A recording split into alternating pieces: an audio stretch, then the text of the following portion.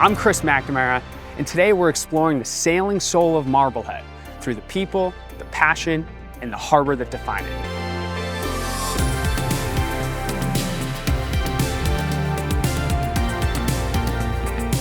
In Marblehead, sailing isn't just a pastime, it's part of the town's DNA. The harbor has shaped this community for generations, and few know that better than sailor and sailmaker Tomas Hornos.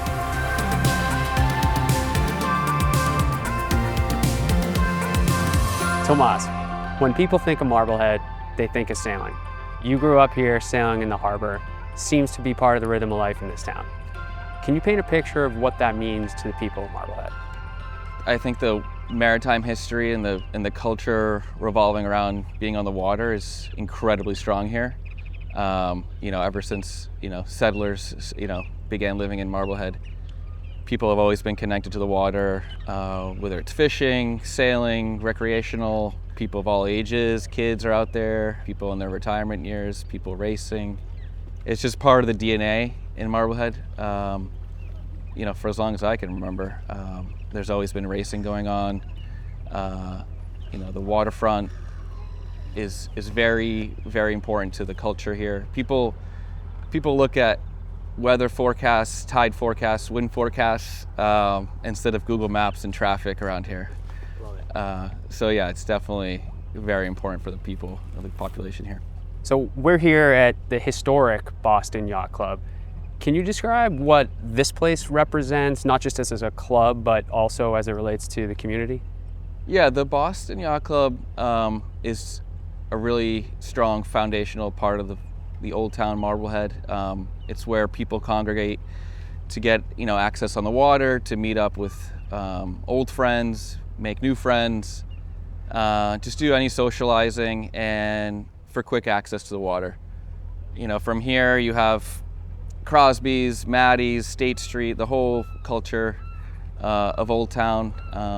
But the BYC has always been sort of a hub for water access for pretty much anyone that wants to join, or any guest. The Boston's always been very welcoming, very friendly to anyone interested in getting on the water. Love it. You're a sailor. You've raced all over the world. Obviously, Marblehead holds a special place in your heart. What makes this harbor and sailing here unique and special and different than anywhere else?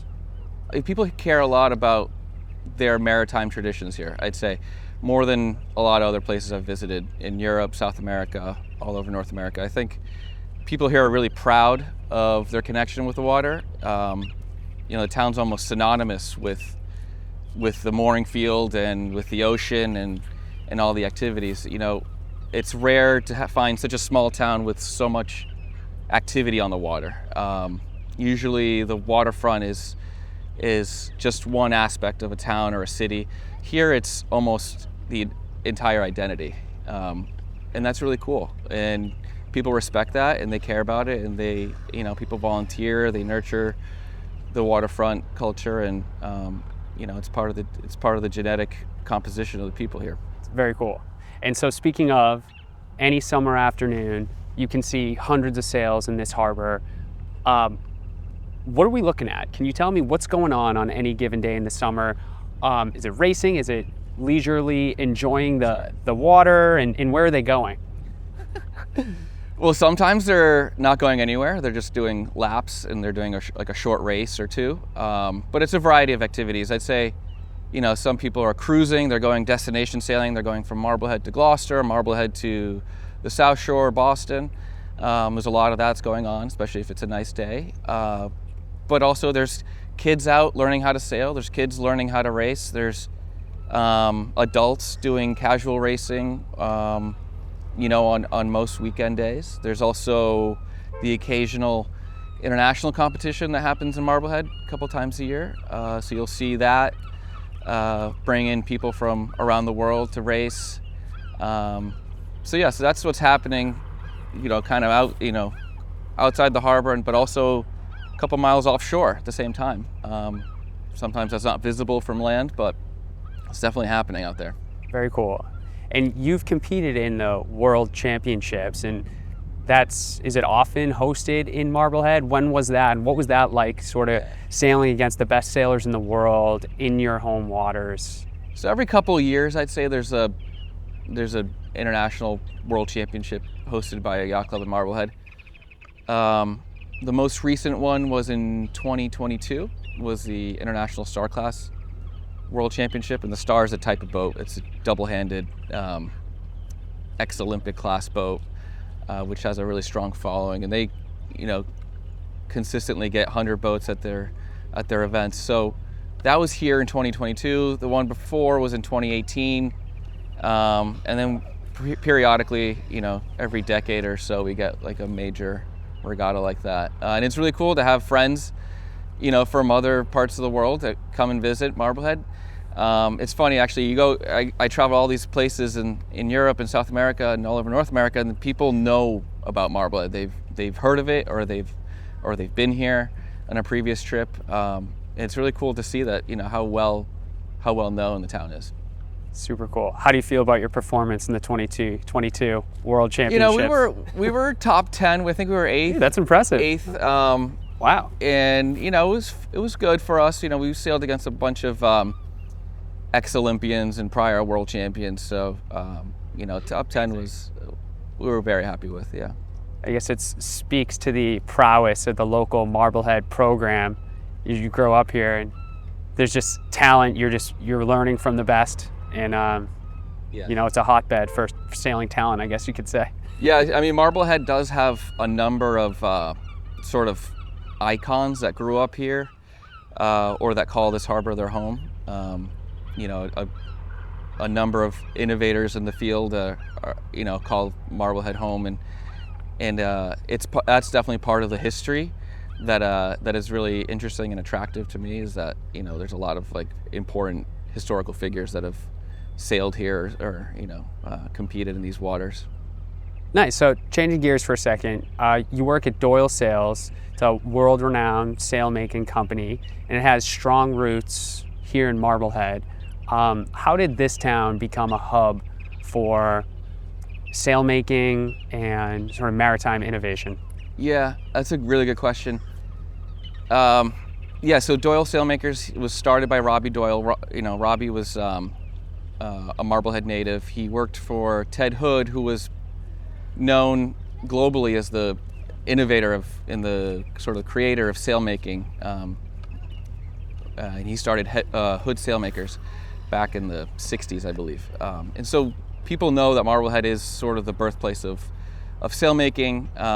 And over the years, it's sort of developed into this hub where really experienced craftsmen and sailmakers are, very common to come out of Marblehead. I'm lucky to have learned from many of them, and that's what I do currently. I work at a sailmaking facility, and we make sails for some of the best racing boats on the planet, which is really cool. And people know that something that is made in Marblehead is going to be high quality.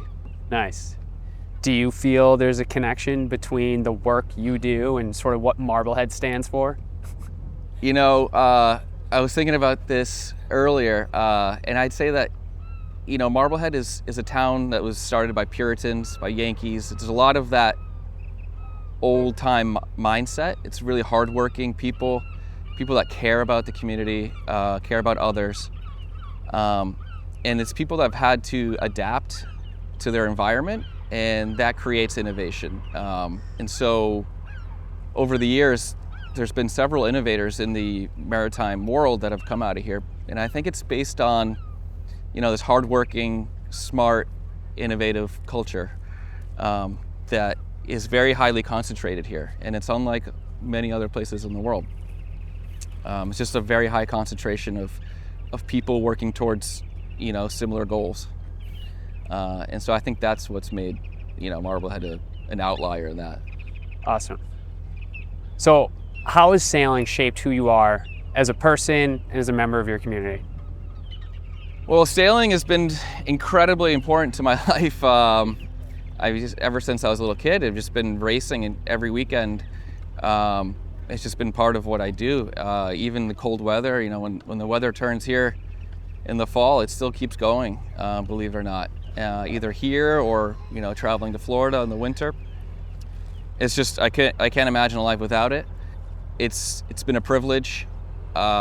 Through going to, you know, different international events, I've been able to see lots of different countries, different ports, meet a ton of different people. I've been exposed to, you know, just so many different cultures, and I truly value that. I don't think I could replace that experience with anything else.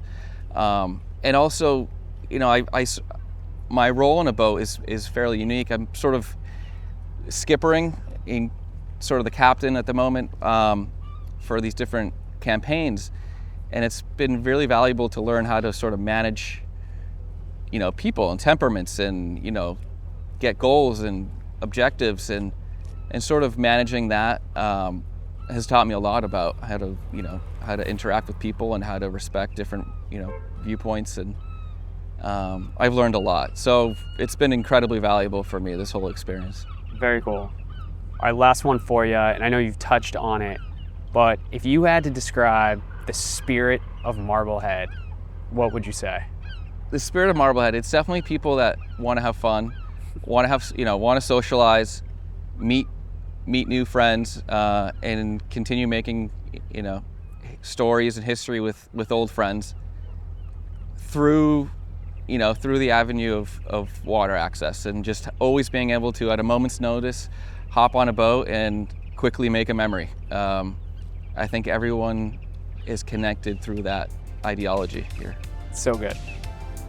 Thanks, brother. Yeah. I think we crushed it.